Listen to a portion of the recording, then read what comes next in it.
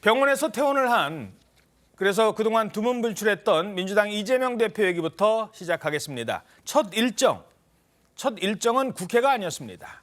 법원이었습니다. 검찰이 백현동이랑 위증교사 사건 추가 기소했는데 어떻게 생각하시나요? 위증교사 혐의를 계속 부인하시는 건가요? 오늘 재판에서도 직접 의견 밝히실 계획인가요? 재판에서 자사질 때 당부의 주장 없으세요? 지난번 재판에서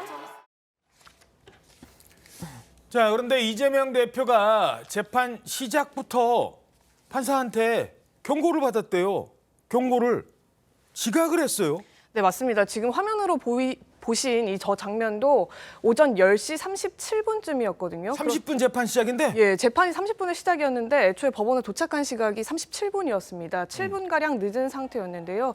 이 대표는 지금 보신 것처럼 지팡이를 짚은 채 걸으면서 기자들이 묻는 질문에는 답하지 않았지만 그 현장에 온 지지자들을 향해서는 손을 흔들어서 인사하는 모습도 보였는데 이런 과정에서 결국에는 재판이 10시 46분에서야 시작을 하게 된 겁니다. 예정 시각보다 16분가량 늦었는데요. 이 부분에 대해서 재판장이 10분 정도 먼저 와서 재판 준비를 좀 해달라 이렇게 주의를 줬다고 하고요. 예. 이 대표가 고개를 끄덕이면서 알겠다는 의사를 표현했습니다. 예. 자, 검사 출신이시니까 이 공판정에 많이 가보셨을 텐데 재판정에 지각하는 게 피고인 입장에서는 결코 좋은 일이 아닐 것 같은데요. 어떻게 보세요? 보통은 지각을 안 하지요. 예. 왜냐하면 지금 자기의 어떻게 보면 목숨줄이 달려있는 그런 재판이라 제일 중요한 일인데. 제일 중요한 일이잖아요. 근데 그 판사한테 밉보이고 싶지 않아 해요. 일반인들이 어떻게 저런 일을 할 수가 있겠어요? 예. 그래서 저는 자꾸 이상한 생각이 드는 거예요. 어떤 생각이요? 아니 지난번에 그 선거법 이재명 대표 선거법 재판에서 그냥 불출석해버렸잖아요. 아, 그랬네. 예. 맞아요. 근데 이번에는 또 지각을 하잖아요. 예. 근데 이게 다 의도된 것이 아닌가? 어떤 의도가 있을까요? 왜냐하면 이걸 기싸움으로 생각하는 거죠. 어허. 그러니까 보여줄 때 이것도 정치 하나인 거죠. 예. 내가 이 기선 제압을 하고 있다 재판부에. 이런 걸 국민들한테 보여주고 지지자들한테 보여주려고 하는 게 아닌지 라는 생각이 들고요. 예. 근데 이런 시도를 하게끔 지금 재판부가 약간 맞춰주고 있는 게 아닌가. 어허. 라는 의심이 약간 들어요. 왜 그러냐면 예. 첫 번째는 과거에 이제 사례 중에 이명박 대통령이 건강상의 이유로 재판에 불출석을 했을 때 그때 당시 재판부가 아예 질타를 합니다. 왜 이렇게 늦어요? 명령을 해요. 어. 피고인에게는 불출석할 그 마음대로 출석하고 안 하고 이런 권한이 없다. 모든 재판에 출석해라. 이런 식으로 단호하게 말해요. 예. 그런데 지금 이재명 대표한테는 그런 단호함을 안 보여주고 있어요, 이 재판부가.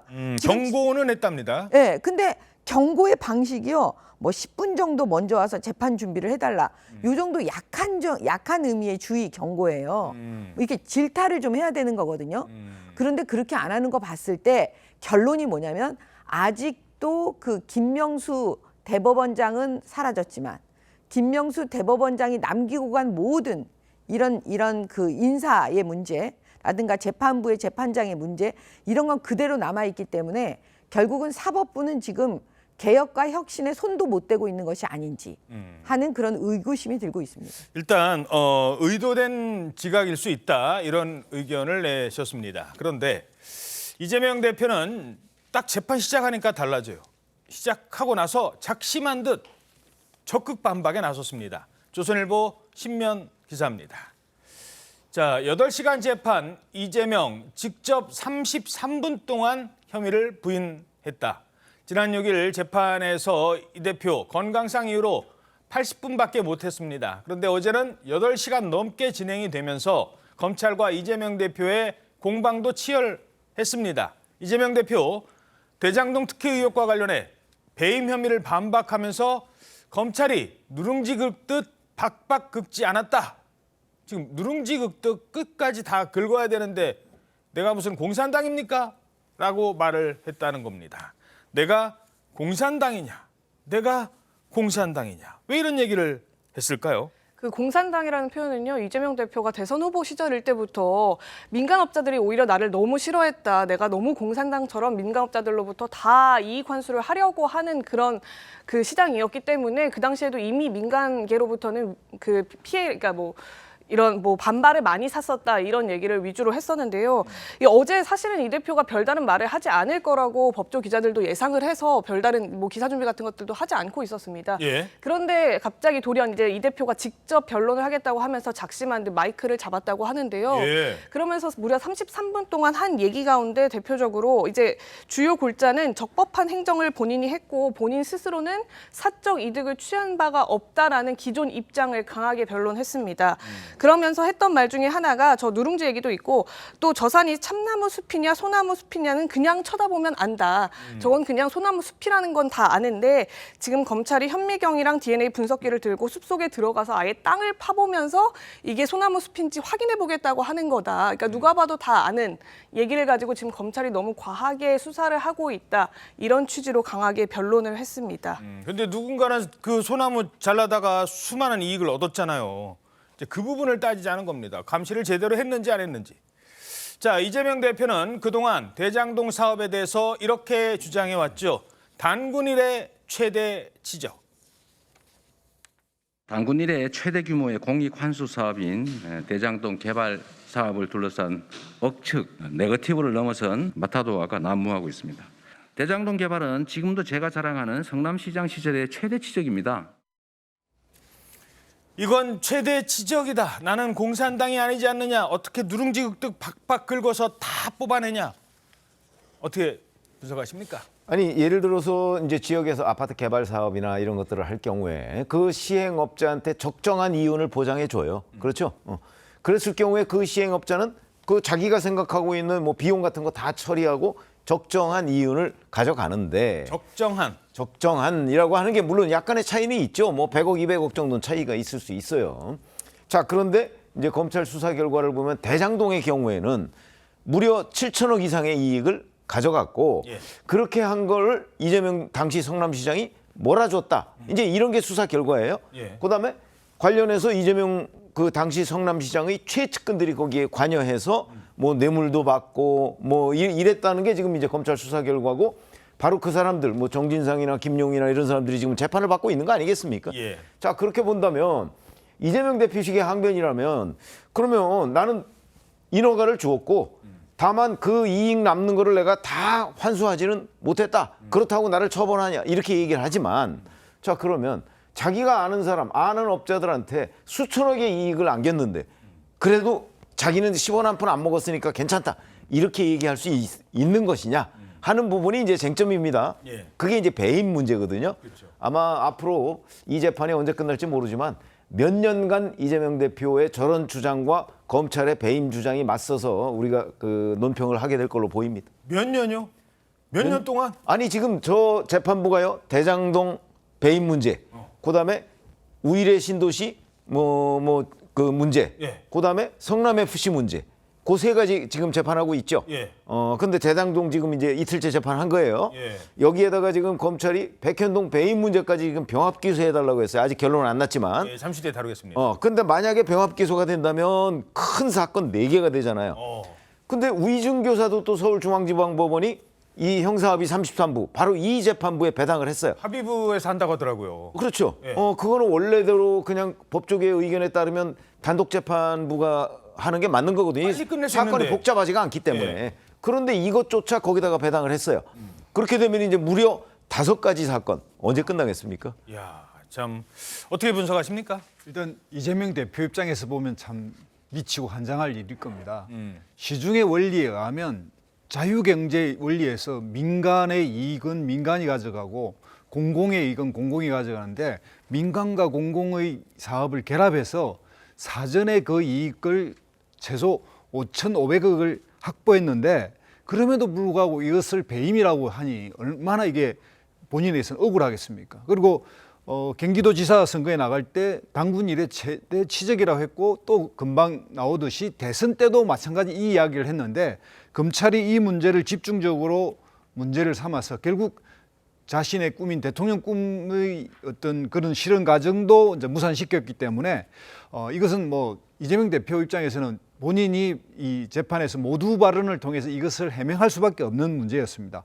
즉 민간으로부터 이익을 최대한 확보하라고 하지 않았다는 이유만으로 이걸 배임이라고 한다면 대한민국의 지방자치단체라든지 정부 지금 정책을 시행하고 있는 모든 사람이 다 배임에 걸릴 수 있는 그런 논리거든요. 예. 적극 행정을 통해서 최대한 당시에 그 대장동의 어떤 주택 시세에서는 최대 이익을 확보했음에도 불구하고 이렇게 정치적으로 검찰이 기소했기 때문에 그것에 대해서 이재명 대표가 부당하다고 호소하는 겁니다. 예.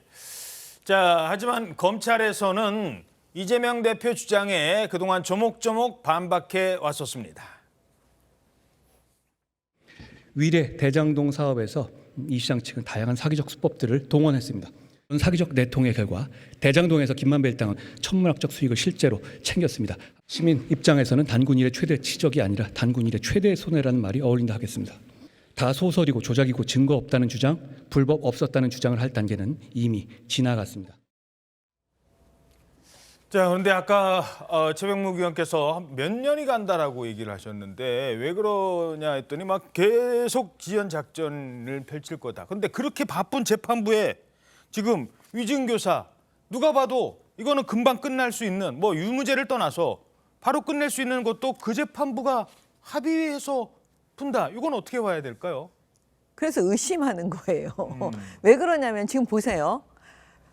검찰에서 병합 기소를 한 거는 백현동을 대장동 사건에다 넣은 거는 그건 왜 그러냐면 지금 그 정진상 그다음에 이재명 대표가 대장동에서도 공범이고 백현동에서도 공범이니까 그건 합칠 수가 있어요. 예. 그러니까 피고인의 이익을 위해서 합쳐줬어요, 그거는. 그런데 그 이재명 대표의 그 위증교사 사건은요. 예. 그냥 단독에서 다른 재판부가 빨리 끝내면 돼요. 예. 간단한 거잖아요. 근데 그거를 갖다가 굳이 그 재판부에다 다시 이거는 지금 재판부가 배당을 했다는 거예요. 이 대장동 백현동 사건 하고 있는 그 재판부예요. 예. 그러면 결국은 병합해라, 너네 합쳐서 해라 라는 사인으로 일단 보이는 거예요. 명확하면은 대장동 나올 때까지 이 결론 안 나오는 그렇죠. 거잖아요. 그 단순한 사건을 지금 그 큰 사건에다 같이 합쳐버리면 이게 전체 끝날 때까지 위증교사 사건이 끝나지 않게 되는 상황이 벌어지잖아요. 그래서 검찰이 별도로 기소를 했었는데. 그렇죠. 그다음에 위증교사 사건은 왜 간단하게 되냐면요. 이미 자백을 했어요. 위증한 사람이. 그렇죠. 녹취록도 있습니다. 예, 다 있기 때문에 그거는 뭐 한두 번 재판하면 그냥 끝나요. 그러니까 결과적으로 의심하는 거예요. 재판부가 도대체 사법부가 지금 뭐 하고 있는 건가? 예. 이재명 대표를 보호하기 위한 재판을 하는 건지 아니면 공정과 상식에 의한 재판을 하는 건지 그걸 의심하면서 지금 계속 지켜보고 있는 겁니다. 예, 알겠습니다. 자, 그리고 아직 병합 여부는 결론이 나지 않았습니다. 그렇죠. 예. 저거는 이제 그 위증교사 부분을 대장동 재판과 병합할 건지 아마 이런 부분이 이제 곧 결론이 날 텐데 배당을 그렇겠다. 저희가 이제 배당을 일단 거기로 했다. 그럼 그 사인은 병합하라는 사인이 아니겠나 하는 의심 단계지 아직 병합 결론은 안 났습니다. 그렇죠. 자, 그런가 하면 이재명 대표가 33분 동안이나 그동안 건강 악화로 당무회도 못 나오고 뭐 이번 주에는 그래도 출근하겠지 했는데 이번 주도 아니고 다음 주도 어떻게 될지 모른다. 왜 건강 때문에 했는데 어제는 재판정에서는 33분 혼자 얘기한다는 게 이게 엄청난 체력 소모거든요. 자, 재판에는 가는데 당무는 안 간다. 당무는 복귀 안 한다. 이건 왜 그러는 걸까요? 당무 복귀라는 절차 자체가 저는 굉장히 형식적인 분석이라고 생각을 해요. 아하. 이재명 대표 지금 다 당무하고 있잖아요. 다 보고받고 전화로 지시하고 다 하고 있잖아요. 별 문제 없습니다. 그런 점에서 본다면 당무 복귀 부분에 이제 현장 기자들이 상당히 주목을 하는데 그건 당사에 나가서 당무를 보는 거나 집에서 보는 거나 뭐 큰 차이가 없다 저는 그렇게 보고요. 예. 그런 점에서 본다면 이제 아마 앞으로 이 재판 지연과 관련한 이재명 대표의 여러 가지 현란한 그 이제 전략들이 저는 나올 거라고 보는데 건강상 문제, 그다음에 뭐 여러 가지의 뭐 예를 들어서 재판부를 어떻게 하는 문제, 뭐 변호사를 어떻게 하는 문제, 뭐 보통의 그 법조인이 아닌 사람이 아마 상상할 수조차 없는 그런 그 이재명 대표의 재판 전략이 이제 앞으로 드러날 거라고 저는 보거든요. 예. 그 중에 하나가 건강 문제 아니겠어요? 그렇기 때문에 아마 건강을 당장 다 회복했다 하는 걸 저는 일반 그 유권자들한테 보여주는 것 이것도 상당히 뒤로 미룰 가능성이 많다고 저는 봅니다. 예. 자, 당무에는 안 오고 왜 재판에 나오는 것을 언론에서 주목하느냐? 이게 이제 재판만 하다 보면 당무는 제대로 볼 수 있겠느냐? 앞으로도 이런 거 계속되지 않겠느냐라는 우려 때문입니다. 물론 뭐 그러면 이제 안 수도 있다. 집에서도 볼 수 있다라고 하지만 일부 민주당의 권리 당원은 그렇게 생각하지 않고 있습니다. 오히려 지금 일부 당원들이 지금 업무를 정지해달라 가처분 신청을 냈어요. 예, 맞습니다. 이게 물론 뭐 이제 집에서도 당무를 볼 수 있긴 하지만 현장에 와서 당직자들과 뭐 직접 소통도 해야 되고 언론을 상대로 또 발언도 해야 되는 그런 책무도 대표에게 있기 때문에 그런데 이제 아무래도 재판 리스크가 계속 거론되다 보면 대표로서의 지위나 또 역할에도 문제가 생기지 않겠느냐 지금 이런 취지입니다. 그래서 이제 그 민주당의 당원 80조를 보면은 즉시 비리 혐의로 기소된 경우에는 대표직을 상실할 수 있다. 당직을 정지시킬 수 있다. 그럼에도 불구하고 이를 묵인하고 있는 거다. 이렇게 하면서 가처분 신청을 내린 겁니다. 이전에도 한 차례 했었는데요. 그때는 기각됐었던 게 지금 이번에 위증교사까지 추가 기소가 되면서 거듭 이제 기소가 이루어지고 있고 재판도 진행될 것이기 때문에 또다시 한번 당무정지 가처분 신청을 내린 겁니다. 그런데 이게 이제 80조라는 근거인데 이게 논란이 되는 것이 부당한 정치 탄압 등이 있는 경우, 있는 상태에서의 기소라고 보여진다면 그 당무 정지를 취소하거나 혹은 이 결정 자체를 보류할 수 있도록 지난번에 당원 개정을 민주당에서 했었거든요. 예. 근데 아마 이제 이재명 대표에 대한 이 검찰의 수사가 강압적인 수사가 계속될 거기 때문에 이런 걸 고지고대로 적용할 수가 없다라는 게 민주당 주장이라서 아마 이번 가처분 신청 역시 받아들여질지 여부는 좀 뭐 전망을 좋게 하지 않는 경우가 더 많은 걸로 지금까지는 보입니다. 예. 자, 그런데 지금 당무에 뭐 복귀해 뭐 그건 말씀드린 대로 회의를 꼭 해서가 아니라 지침을 내리거나 발언을 통해서도 할 수 있는 건데 제일 큰 거는 이 징계안, 그러니까 이 가결파, 쉽게 말해서 지난번에 그 가결 5인방이라고 하죠. 이 구속영장 실질 심사할 때 찬성한 것으로 지목된, 본인이 했다는 건 아니에요. 지목이 된 이 5명은 어떻게 할 것인가? 이게 사라지지 않았는데 지금 조응천 의원 같은 경우는 이게 뭡니까? 지금 이게 무슨 긴급 조치입니까? 이렇게까지 반발하고 있거든요. 어떻게 보십니까? 일단 뭐 민주당 입장에서 보면 이 일부 이제 권리당원들 한 2,000명 그래서 뭐 그 민주당 내에서는 2,000파 이렇게 불리기도 하는데 뭐 민주당 당원이 한 200만 되는 거 보면 한 1%인데 이 내에 분들이 이제 가처분을 한다든가 이런 건 뭐 별 영향이 없을 거라 보고요. 어쨌든 총선에 당이 승리하려면 3가지를 잘 관리해야 됩니다. 분당이 되지 않아야 하고요. 예. 또 상대에게 이익을 안 줘야 됩니다. 반사 이익을 안 줘야 되고 세 번째는 혁신을 해야 되고 혁신을 하지 않으면 중도파가 떨어지니까 이 중에 가장 첫 번째 들었던 분당이 되지 않기 위해서는 당내 통합과 당내 어쨌든 비주류 어떤 목소리를 내더라도 정당이라는 건 민주적 절차에서 그걸 수렴해야 되는데 그래서 그 부분에 대해서 뭐 징계를 한다든가 이런 행태를 하지 않을 거라고 보고요. 현재 이재명 대표도 그렇게 일성을 냈기 때문에 더 이상 추가적인 뭐 징계 이런 건 갈 가능성이 없습니다. 다만 지금 이제 앞으로 전당대회를 놓고서 대의원제를 폐지하자 말자 이게 상당히 큰 쟁점인데 당장은 대의원대회를 열어야 할 일이 없기 때문에 그 점도 앞으로의 뭐 갈등 사항이긴 하지만 총선 때까지는 갈등이 되지 않을 것이다 이렇게 예측합니다.